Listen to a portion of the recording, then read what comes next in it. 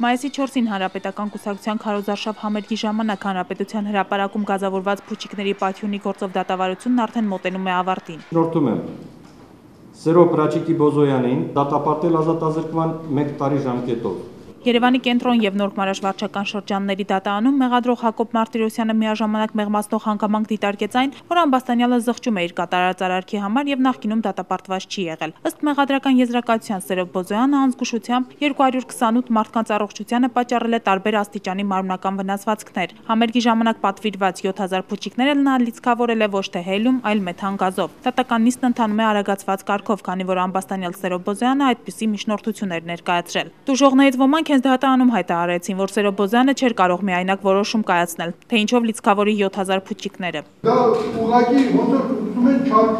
վատություն անել։ Իդեպ այսօր դատարան ներկայացել են 228 տուժողներից 36-ը, 17 վկաներից 4-ը։ Դատական հաջորդ նիստի ընթացքում հոկտեմբերի 19-ին պաշտպանական ճառով հանդես կգա Սերոբ Բոզոյանի պաշտպանը Կարեն Մանուչարյանը։ Սուսաննա Պողոսյան, Սևակ Մեսրոպյան, ITV։